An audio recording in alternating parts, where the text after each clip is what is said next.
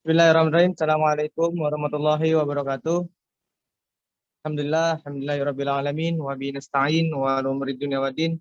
Shalatu wassalamu ala asrofil anbiya'i wal mursalin wa ala alihi wa sahbihi ajmain amma ba'du. Yang terhormat Bapak Studi Rizal selaku dosen pengampu ilmu PKN dan teman-temanku sekalian. Di sini kita akan mempresentasikan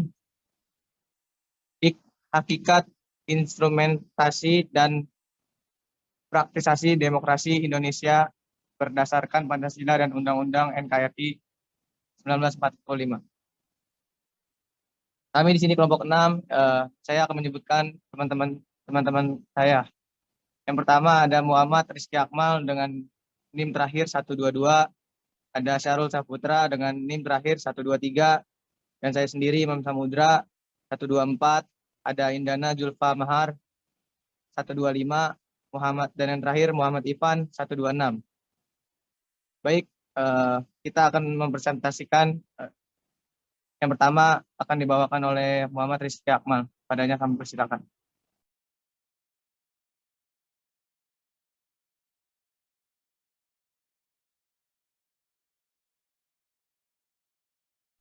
Ya, slide-nya bisa diganti.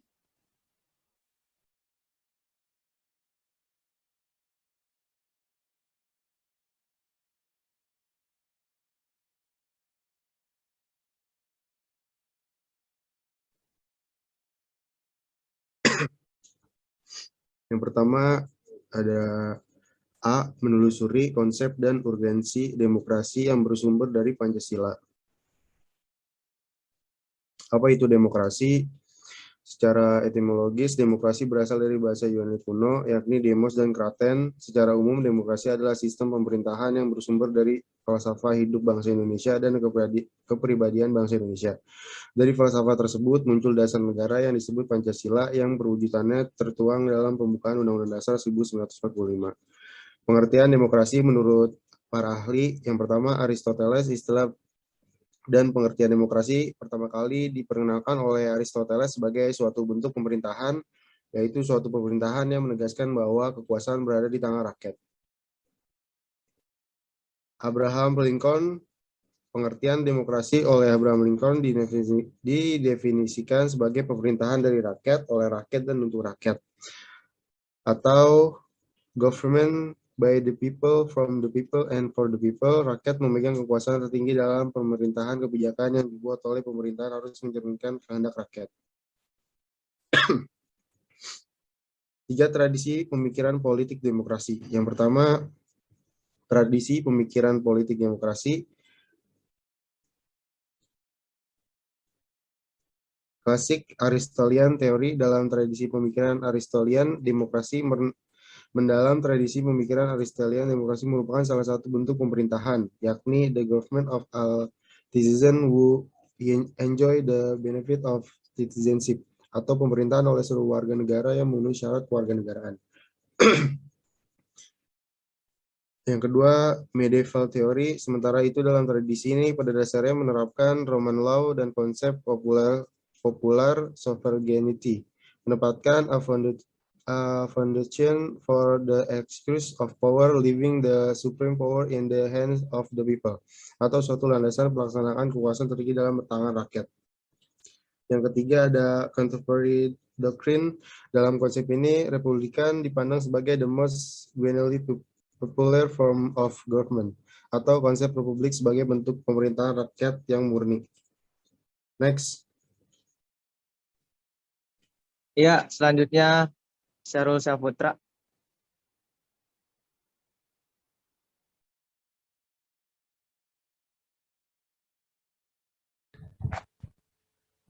B. Alasan mengapa diperlukan demokrasi yang bersumber dari Pancasila. Hingga sekarang ini kita masih menyaksikan sejumlah persoalan tentang kelemahan praktik demokrasi kita. Beberapa permasalahan yang sempat muncul di berbagai media jejaring sosial yaitu yang pertama, buruknya kinerja lembaga perwakilan dan partai politik. Yang kedua, krisis partisipasi politik rakyat. Yang ketiga, munculnya penguasa di dalam demokrasi. Yang keempat, demokrasi saat ini membuang kedaulatan rakyat. Terjadinya krisis partisipasi rakyat disebabkan karena tidak adanya peluang untuk partisipasi dalam politik. Adalah yang pertama, pendidikan yang rendah menyebabkan rakyat kurang aktif dalam melaksanakan partisipasi politik. Yang kedua, tingkat perekonomian rakyat yang rendah. Dan yang ketiga, politik rakyat kurang mendapat tempat oleh pemerintah. Yang C, menggali sumber historis, sosiologis, dan politik tentang demokrasi yang bersumber dari Pancasila. Yang pertama, sumber nilai yang berasal dari demokrasi desa mengenai adanya analisir demokrasi dalam tradisi desa. Kita akan meminjam dua macam analisis berikut. A, paham kedaulatan rakyat sebenarnya adalah tumbuh sejak lama di Nusantara. Misalnya di alam Minangkabau ada pada abad XV sampai XV. Kekuasaan raja dibatasi oleh kedudukannya pada keadilan dan kepatutan. B, tradisi demokrasi asli Nusantara tetap bertahan sekalipun di bawah kekuasaan feodalisme raja-raja Nusantara karena di banyak tempat Nusantara. Tanah sebagai faktor produksi yang penting tidaklah dikuasai oleh raja, melainkan dimiliki bersama oleh masyarakat desa. Yang kedua, sumber nilai yang berasal dari Islam. Nilai demokratis yang berasal dari Islam bersumber dari akar teologisnya. Inti dari keyakinan Islam adalah pengakuan pada ketuhanan yang Maha Esa atau tauhid monoteisme. Dalam keyakinan ini hanya Tuhanlah satu-satunya wujud yang pasti. Semua selain Tuhan bersifat nisbi belaka. Konsekuensinya, semua bentuk pengaturan hidup sosial manusia yang melahirkan kekuasaan mutlak dinilai bertentangan dengan jiwa tauhid. Pengaturan hidup dengan menciptakan kekuasaan mutlak pada sesama manusia merupakan hal yang tidak adil dan tidak beradab.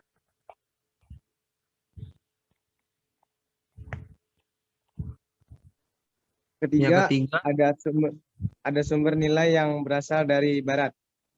Demokrasi partisipatif dari Yunani, tepatnya di kota Athena sekitar abad ke-5 Masehi.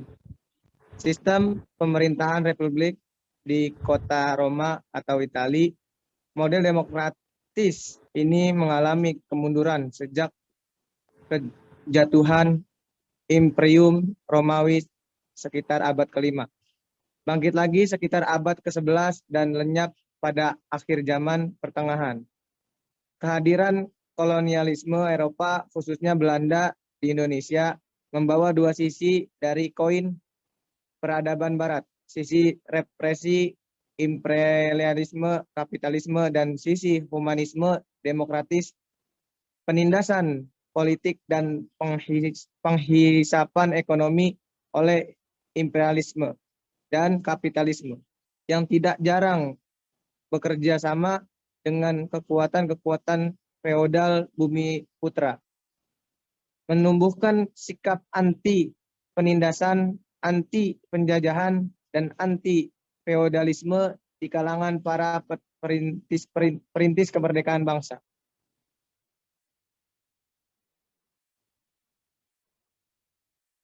D.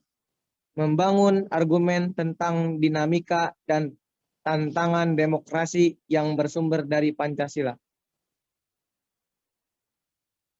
Ketentuan mengenai MPR dalam naskah asli Undang-Undang Dasar 1945 terdiri atas pasal 2 dengan 3 ayat. 1. Majelis Permusyawaratan Rakyat terdiri atas anggota-anggota Dewan Perwakilan Rakyat ditambah dengan utusan-utusan dari daerah-daerah dan golongan-golongan menurut aturan yang ditetapkan dengan undang-undang. 2. Majelis Permusyawaratan Rakyat bersidang sedikitnya sekali dalam 5 tahun di ibu kota negara. 3. Segala putusan Majelis Permusyawaratan Rakyat ditetapkan dengan suara terbanyak. Tugas dan wewenang MPR sebelum amandemen. Tugas dan wewenang MPR 1. Menetapkan Undang-Undang Dasar. 2. Menetapkan GBHN. 3. Memilih dan mengangkat presiden dan wakil presiden. 4. Menetapkan tata tertib MPR. 5. Mengambil keputusan mengenai anggota yang melanggar sumpah. 6. Menetapkan pemimpin MPR dari dan oleh anggota. Adapun perubahan Undang-Undang Dasar 45 dilakukan sebagai berikut. Pasal 2 dengan 3 ayat. 1.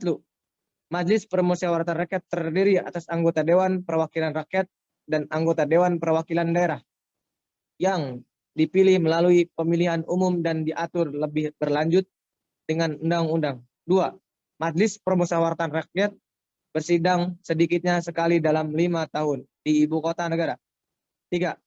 Segala putusan Majelis Permusyawaratan Rakyat ditetapkan dengan suara terbanyak.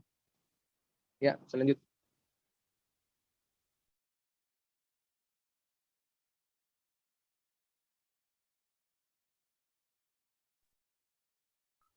Dewan Perwakilan Rakyat terdiri atas anggota partai politik peserta pemilihan umum yang dipilih melalui pemilihan umum. Rumusan naskah asli pasal 19 susunan DPR ditetapkan dengan Undang-Undang Dewan Perwakilan Rakyat bersidang sedikitnya sekali dalam setahun. Rumusan perubahan yaitu pertama, anggota DPR dipilih melalui pemilihan umum. Kedua, susunan DPR diatur dengan undang-undang. 3. DPR bersidang sedikitnya sekali dalam setahun. Sesuai pasal 20, DPR memiliki beberapa fungsi, yaitu fungsi legislasi, fungsi anggaran, fungsi pengawasan. Sementara dari pasal 20 ayat 2, DPR mempunyai beberapa hak, yaitu hak interpelasi dan hak angket. Dewan Perwakilan Daerah (DPD) merupakan suatu lembaga tinggi negara dalam sistem ketatanegaraan Indonesia yang anggotanya dipilih melalui pemilihan umum dari perwakilan setiap provinsi. Anggota DPR dari setiap provinsi yang jumlahnya sama dan jumlah dari semua anggota Dewan Perwakilan Daerah tidak lebih dari 1/3 dari jumlah anggota Dewan Perwakilan Rakyat. DPD paling sedikit bersidang sekali dalam satu tahun. Dalam susunan dan kedudukannya Dewan Perwakilan Daerah diatur dalam undang-undang pada ketentuan mengenai DPD terdapat pada pasal 22 dan pasal 22C. Next. Mendeskripsikan esensi dan artensi demokrasi Pancasila. Kehidupan demokratis yang bagaimana yang dikembangkan yaitu demokrasi Indonesia selain memiliki sifat yang universal juga memiliki sifat khas sesuai dengan budaya bangsa Indonesia yang berdasarkan Pancasila. Pengembangan kehidupan yang demokratis harus mengacu pada landasan Pancasila dan landasan konstitusional Undang-Undang Dasar Negara Republik Indonesia tahun 1945. Ada 10 pilar demokrasi Pancasila. Yang pertama, demokrasi berdasarkan ketuhanan yang Maha Esa, demokrasi yang berkedaulatan rakyat, demokrasi dengan pembagian kekuasaan, demokrasi dengan pengadilan yang merdeka, demokrasi dengan kemakmuran, demokrasi dengan kecerdasan, rule of law, demokrasi dengan HAM, demokrasi dengan otonomi daerah, demokrasi yang berkeadilan. Next.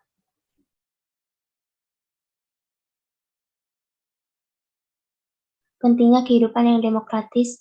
Hakikat negara yang demokratis apabila di dalam pemerintahan tersebut rakyat memiliki kesempatan untuk berpartisipasi dalam pembuatan keputusan. Yang pertama yaitu keputusan tertinggi berada di tangan rakyat dan pemerintahan dijalankan berdasarkan kehendak rakyat. Yang kedua, aspirasi dan kemauan rakyat harus dipenuhi dan pemerintahan dijalankan berdasarkan konstitusi yang merupakan arah dan pedoman dalam melaksanakan hidup negara. Yang ketiga, para pembuat kebijakan memperhatikan seluruh aspirasi rakyat yang berkembang. Kebijakan yang dikeluarkan harus dapat mewakili berbagai keinginan masyarakat dan beragam. Selanjutnya dilanjutkan oleh Muhammad Ivan.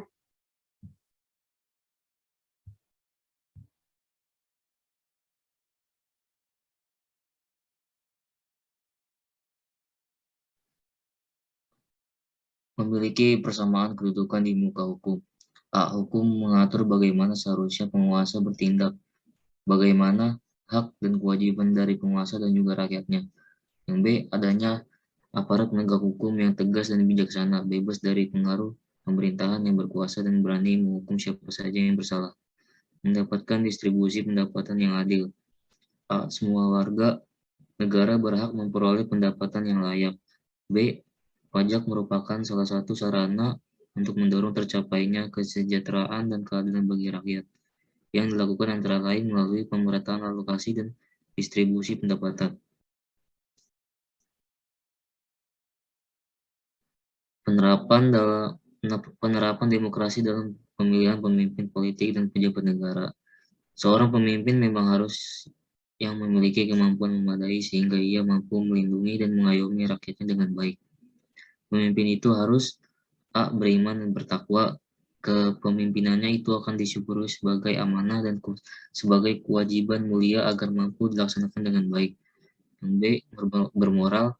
Yang C, mempunyai pertimbangan baik buruk yang berarti pemimpin yang berakhlak baik. Yang D, berilmu. Yang E, terampil dan demokratis. F, rangkuman demokrasi yang bersumber dari Pancasila. Secara etimologis, demokrasi berasal dari bahasa Yunani yaitu demos yang berarti rakyat atau kratos atau kratein yang berarti pemerintahan atau kekuasaan. Jadi demos kratein atau demos kratos berarti pemerintahan rakyat atau kekuasaan rakyat. Berdasar ideologinya, demokrasi Indonesia adalah demokrasi yang berdasar Pancasila. Demokrasi Pancasila dalam arti luas adalah kedaulatan atau kekuasaan tertinggi ada pada rakyat yang dalam penyelenggaraannya dijiwai oleh nilai-nilai Pancasila. Demokrasi Pancasila dalam arti sempit adalah kedaulatan rakyat yang dilaksanakan menurut hikmat kebijaksanaan dalam permusyawaratan perwakilan. Di sini saya akan membacakan dari pertanyaan Deswita Siva dengan NIM 1121 0541 129. Pertanyaan adalah, bagaimana hakikat demokrasi Indonesia berdasarkan Pancasila dan Undang-Undang Dasar 1945? Jawabannya mengenai itu adalah hakikat demokrasi Indonesia berlandaskan Pancasila dan Undang-Undang NKRI 1945 adalah peran utama rakyat dalam proses sosial politik. Hal ini sesuai dengan 3 pilar penegakan demokrasi, yaitu pemerintah dari rakyat, pemerintah oleh rakyat, dan pemerintah untuk rakyat. Sekian. Dilanjut pertanyaan selanjutnya. Ya, pertanyaan kedua dari Hilma Kaisa dengan NIM terakhir 127. Pertanyaannya, apakah buat mewujudkan negara demokrasi wajib terdapat kerjasama antar pemerintah serta rakyat? Jawabannya adalah, dalam mewujudkan demokrasi, pemerintah perlu berkolaborasi dengan rakyat, ataupun paling tidak terhadap wakil rakyat yang mumpun buat menghasilkan demokrasi yang bisa menampung aspirasi serta melindungi rakyatnya, sekaligus bisa menghasilkan sistem pemerintahan yang bisa penuhi kebutuhan rakyatnya, baik yang di kota-kota besar ataupun yang di desa, sehingga bisa terbentuk kemakmuran serta kesejahteraan yang diidamkan.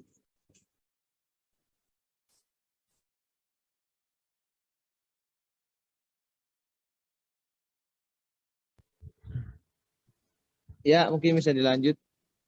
Ya, yang ketiga, jawaban dari pertanyaan dari Aida Hanifah Walad dengan NIM 1121054 1130. Mengapa diperlukan demokrasi yang bersumber dari Pancasila dan berdasarkan sumber nilai yang berasal dari demokrasi desa? Jawabannya, karena dengan bersumber dari Pancasila, maka demokrasi diharapkan dapat berjalan sesuai dengan nilai-nilai dan tujuan dari setiap sila Pancasila. Demokrasi harus sesuai dengan nilai-nilai dan tujuan setiap sila Pancasila seperti demokrasi di Indonesia harus berketuhanan sesuai dengan sila pertama. Lalu demokrasi harus bersifat kemanusiaan dengan cara adil dan beradab sesuai dengan sila kedua. Lalu demokrasi harus menyatukan setiap elemen-elemen yang ada di Indonesia sesuai dengan sila ketiga. Lalu demokrasi harus dipimpin oleh hikmat serta kebijaksanaan dalam permusyawaratan maupun perwakilan sesuai dengan sila keempat. Lalu demokrasi harus memiliki tujuan keadilan sosial bagi seluruh rakyat Indonesia sesuai dengan sila kelima. Dengan begitu, demokrasi bersumber dari Pancasila itu sebuah kewajiban agar tidak terjadi penyelewengan dan demokrasi untuk kepentingan golongan maupun sepihak. Faktor-faktor demokrasi yang pertama adanya pengakuan bahwa kekuasaan tertinggi berada di tangan rakyat. Kedua, adanya wakil rakyat atau penguasa dari pemerintahan, adanya partisipasi secara aktif, dan terakhir adanya pengakuan tentang HAM dan kebebasan. Ya, selanjutnya bisa dilanjut. Baik, kesimpulan akan dibacakan oleh Muhammad Ivan. Ya, baik, kesimpulannya hakikat demokrasi Indonesia berlandaskan Pancasila dan Undang-Undang Dasar NKRI 1945 adalah peran utama rakyat dalam proses sosial politik. Hal ini sesuai dengan 3 pilar penegak demokrasi, yaitu pemerintahan dari rakyat, oleh rakyat, dan pemerintahan untuk rakyat. B. Instrumentasi demokrasi Indonesia berlandaskan Pancasila dan Undang-Undang Dasar NKRI 1945 adalah Majelis Permusyawaratan Rakyat atau MPR, 2. Dewan Perwakilan Rakyat atau DPR, dan 3. Dewan Perwakilan Daerah atau DPD.